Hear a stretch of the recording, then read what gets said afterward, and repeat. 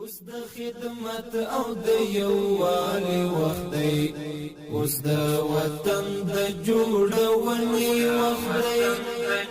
بسم الله الرحمن الرحیم. د احصایې او معلومات ملي ادارې د کارکوونکو د کړنو ارزونې درې ورځني روزانیز پروګرام ته ښه راغلاست. با برنامه آموزشی 3 روزه ارزیابی اجرات کارکنان اداره ملی احصایه و معلومات خوش آمدید.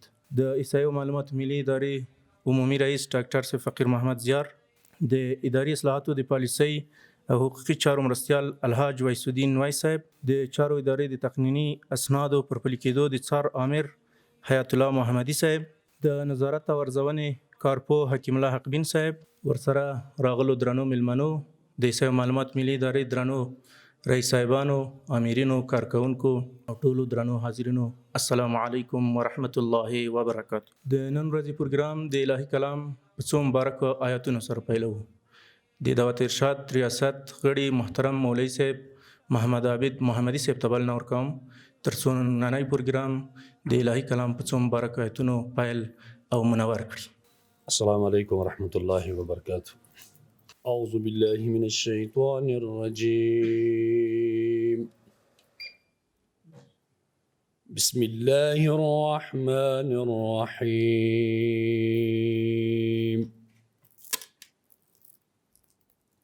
يا أيها الإنسان إنك كادح إلى ربك كدحا فملاقيه فأما من أوتي كتابه بيمينه فسوف يحاسب حسابا يسيرا وينقلب إلى أهله مسرورا وأما من أوتي كتابه وراء ظهره فسوف يدعو ثبورا ويصلى سعيرا إنه كان في أهله مسرورا إنه ظن أن لن يحور بلى إن ربه كان به بصيرا. سبحان ربك رب العزة عما يصفون وسلام على المرسلين والحمد لله رب العالمين. اللهم افتح لنا بالخير واختم لنا بالخير واجعل عواقب كل أمورنا بالخير. ربنا تقبل منا إنك أنت السميع العليم برحمتك يا أرحم الراحمين. جزاک الله خیرا. د مولوي صاحب څخه نړۍ مننه. د اجنډا سره سم نننۍ غونډه درې مهمې برخې لري چې لومړي سر کې پرانیستونکې وینا، ورپسې د درنو مېلمنو ویناوې او په درېیمه برخه کې پروګرام رسمي پیل دی، روزنیز پروګرام. خبرې نه اوږدوم. د پرانیستونکې وینا دپاره د احصایې و معلومات ملي ادارې عمومي رئیس ډاکټر فقیر محمد زیار صاحب ته بلنه ورکوم تر څو تشریف راوړي او خپله پرانیستونکې وینا واوروي. بسم الله الرحمن الرحیم. الحمد لله وحده والصلاة والسلام على من لا نبي بعده اما بعد. د چارو د ادارې د اداري اصلاحاتو او پالیسیو او د حقوقي چارو مرستیال محترم ویس الدین وای صاحب او د دې ادارې د قانوني اسنادو د پلي کېدو پر څار مسؤل عامر صاحب حیات الله محمدي صاحب او د دوی نور ملګري او د دې روزنیز پروګرام ټولو ګډونوالو ته السلام علیکم ورحمت الله وبرکاته. ټولو درنو مېلمنو او د دې پروګرام ګډونوالو ته ښه راغلاست وایم. خدای دې وکړي چې ښه ورځ مو پیل کړې وي. د چارو د ادارې دغه کار ډیر مهم او د ستایلو وړ دی او موږ د دوی سره په دې کې هر قسم همکارۍ ته تیار یو. د احصایې او معلوماتو ملي ادارې ډیر داسې پروګرامونه د خپلو کارکوونکو د ظرفیت د لوړولو لپاره کار اچولی دي. د دې لپاره چې په مسلکي بڼه هیوادوالو ته خپل خدمتونه وړاندې کړي او د ادارې د خپلې د اړتیا او د خپل تشکیل مطابق استخدام چارې د تخصص، وړتیا او ژمنتیا په اساس په مخ بوولي دي چې د کار هم پرمختګ، اعتماد او د فساد په خلاف مبارزه کې مهم رول لوبولی. د بشري سرچینو ریاست د ادارې د خپلو کارکوونکو لپاره د نویو شاملو کارکوونکو لپاره او موجوده کارکوونکو لپاره بیلابیل ډیر ګټور پروګرامونه جوړ کړي دي چې د 1401 کال را په دېخوا 19 روزنیز پروګرامونه دوی ترسره کړي دي چې شاوخوا 420 کسانو ته روزنه پکې تربیه ورکړل شوې ده او د هغې ډېر مثبت اغېزو په کارونو باندې. نو دغه ارزونه د کارکوونکو د ظرفیت د لوړولو لپاره دا په هره اداره کې ډېر یوه حیاتي پروسه ده او کومه ادارو کې چې دا کار نه وي، د ارزونې او د ظرفیت د لوړولو پروګرامونه نه وي، هغوی په هغه اندازه پرمختګ هم نه دی کړی او په کارونو کې خلکو ته خنډ او ځنډ سبب ګرځي. نو هیله مې دا ده چې انشاءالله په دې 3 روزنیز پروګرام کې حتی الامکان ډېر کوشش وکړئ چې ډېر څه زده کړئ او بیا هغه څه چې تاسو زده کړل په خپلو ورځنۍ کارونو کې د هغې نه ګټه پورته کړئ. په پای کې دا خبره یادوم چې د امارت د راتګ نه راوروسته چې کوم کسان په کارونو ګمارل شوي دي بله شکه چې د تخصص او وړتیا په اساس ګمارل شوي دي. نو هیله مې دا ده چې د دوی د ترفیع او د قدم د اخیستلو په باره کې هم پاملرنه وشي او په دې برخه کې د درنو مېلمانو نه هیله کوم چې دوی په دې برخه کې توجه وکړي او زه مو ډېر وخت نه نیسم. نور دوی به انشاءالله دغه مشران او څو خبرې که تاسو ته کوي، نور خو ستاسو هغه پروګرام دی، په ټاکلي وخت به تاسو هغې ته حاضرېږئ او ښه په پابندۍ سره به دا کار کوئ ځکه چې دوی ډېر زحمت ایستلی دی. دغه کلاسونه تیارول او دغه ځای نه راتلل دا لوی مشقت غواړي. نو خدای دې وکړي چې دوی نه ډېر څه ترلاسه کوي. ډېر داسې شیان به وي چې تاسو ته به نه درځي. د دې داسې مطلب دی که نه د دغه د ارزیابۍ او د ارزونې د ظرفیت لوړولو مقصد دا دی چې دا کارکوونکي په اداره کې وهڅول شي، هغه نیمګړتیاوې چې دوی لري هغه اصلاح شي او په کارونو کې بهبود راشي. والسلام علیکم ورحمت الله وبرکاته. د احصایې او معلوماتو ملي ادارې عمومي رئیس ډاکټر صاحب فقیر محمد زیار صاحب څخه مننه چې خپل پرانستونکې وینا یې واوروله. ارزیابی اجرات پروسه است که با استفاده از آن اجرات مامور تحت ارزیابی بر اساس لایحه وظایف، پلان کار، گزارش اجرات و طرز سلوک طور حضوری مورد ارزیابی قرار می‌گیرد. ماده 4 بند 9 طرز العمل ارزیابی اجرات کارکنان خدمات ملکی. د پروګرام په دې برخه کې د اداري اصلاحاتو د پالیسۍ او حقوقي چارو مرستیال ښاغلي ویسالدین ویس صاحب څخه بلنه ورکوم چې دریځ ته تشریف راوړي او خپله وینا واوروي. الحمد لله رب العالمين والعاقبة للمتقين والصلاة والسلام على رسول الله محمد وعلى آله وصحبه أجمعين. اما بعد، مخکې له هر څه غواړم چې د مجلس ټولو قدرمنو ګډونوالو ته د سرور کائنات، فخر موجودات، نبی کریم صلی الله علیه وسلم تحفه څه عبارات له السلام علیکم ورحمت الله وبرکاتو څخه دا وړاندې کړم. قدرمنو مسؤلینو، علما اکرامو، رئیس صاحبانو، د افغانستان اسلامي امارات مخلصو او مجاهدینو ملګرو، د الله جل جلاله شکر ادا کوو چې الله جل جلاله یو ځل بیا مونږ ته دا موقع را په برخه کړه چې د خپل مظلوم او مجاهد ملت خدمت وکړو.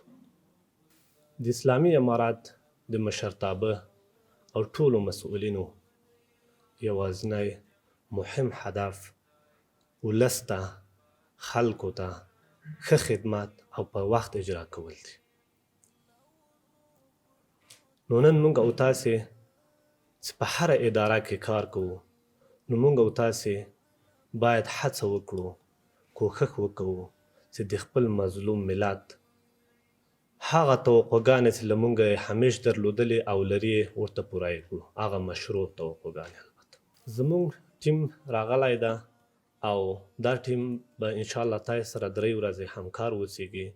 تاسې به په دې هکله هم عملي کار کوي او هم به نظري تاسې نظرونه ټولوي او تاسې ته به هغه خپل سیمینار ارائه کوي.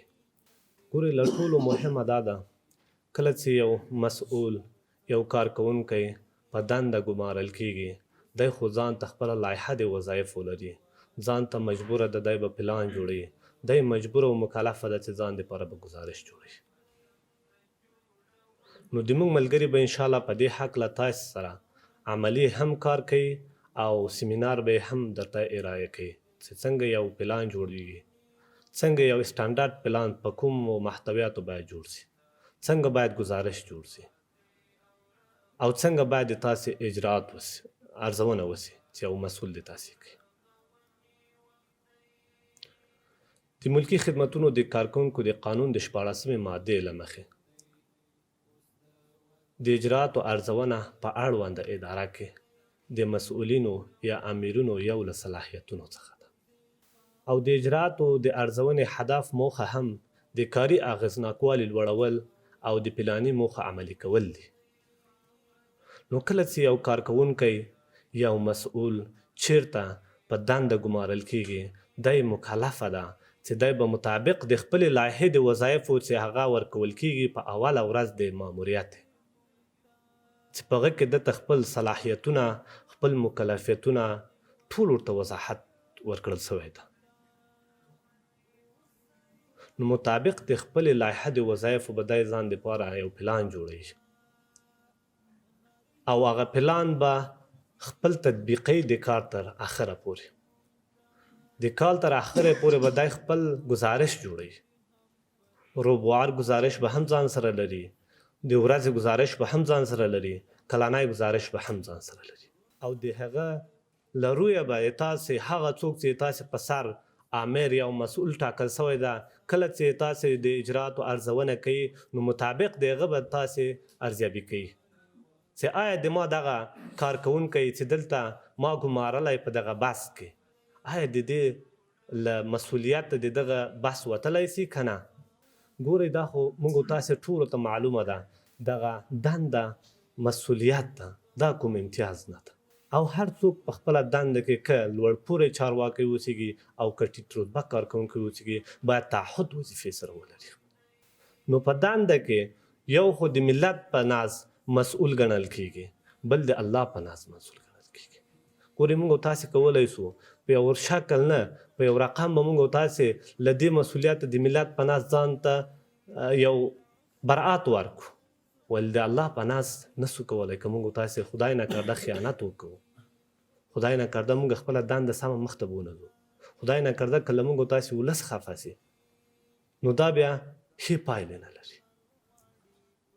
نو الله پاک دې تاسې په خپلو دندو کې کامیابه لري، په پای کې ځای لري چې د ادارې له مشرتابه قدرمن ډاکټر صاحب څخه مننه وکړو چې زموږ همکارانو سره ډېره ښه هماهنګي او همکاري ښودلې ده او تاسې ته دې الله پاک د هر قدم په عبادت کې حساب کړئ چې تاسې راغلي، دلته تکلیف یې سلی ده، زحمت هم یې سلی ده. نو ان شاء الله د موږ دغه ټیم به تاسو سره همکار اوسېږي درې ورځې هر سوال هم چې درلوده هر مشکل هم چې درلوده ان شاء الله هغه به درته حل کاندي او کوم نظریات چې تاسو پیشنهادات درلوده ان شاء الله هغه به دوی ځان سره ولیکي او نور وخت د تاسو ډېر نه نیسو ځکه رسما خپله برنامه به شروع کړو او نور د تاسو وخت ډېر نه نیسو واخر دعوانا ان الحمد لله رب العالمین. د ښاغلي وایس صاحب څخه نړۍ مننه چې خپله وینا یې واوروله. د غونډې په دې برخه کې د چارو ادارې د تقنیني اسنادو پر پلي کېدو د آمر ښاغلي حیات الله محمدي صاحب څخه هیله کېږي چې تشریف راوړي او خپله وینا واوروي. بسم الله الرحمن الرحیم. الحمد لله والصلاة والسلام علی رسول الله و علی آله و اصحابه اجمعین. جناب دکتر صاحب فقیر محمد ضیا رئیس عمومی اداره ملی احصایه و معلومات، جناب وایس صاحب، علماء کرام، حاضرین محترم، السلام علیکم و رحمت الله و برکاته. من بسیار کوتاه صحبت میکنم که گپا تکراری نشوه، خسته کن نشوه.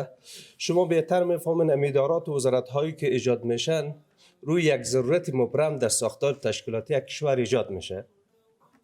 بر اینا اهداف تعیین میشه، ماموریت تعیین میشه و دیدگاه تعیین میشه.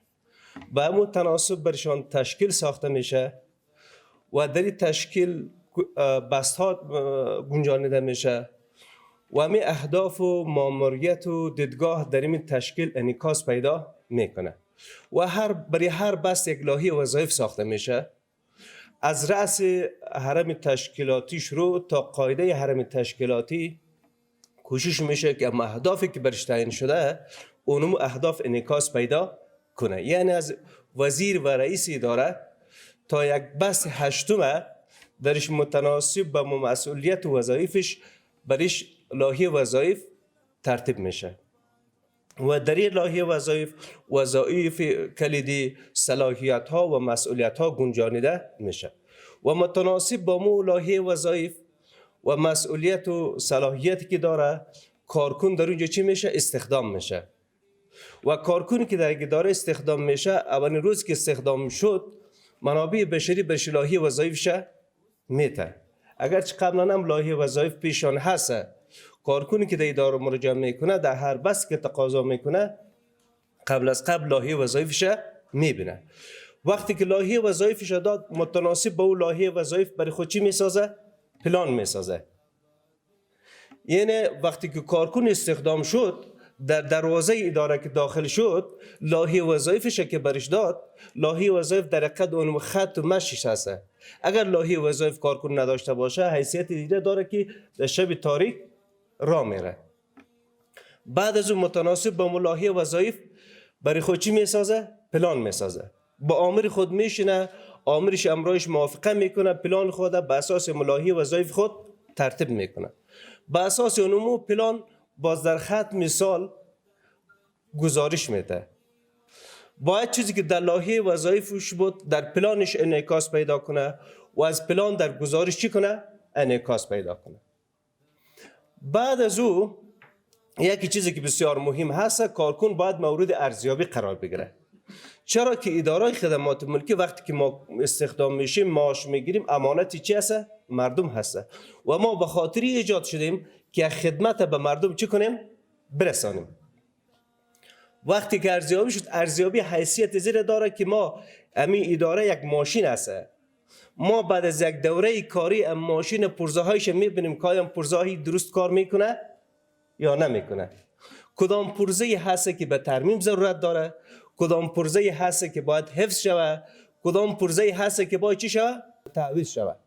با او اساس وقتی که کارمند یک سال خود تکمیل میکنه به اساس اون لایحه وظایف پلان کار و گزارش خود مورد چی قرار میگیره؟ ارزیابی قرار میگیره و آمرش در هر سطحی که باشه مسئولانه کارمند خود مورد ارزیابی قرار میده.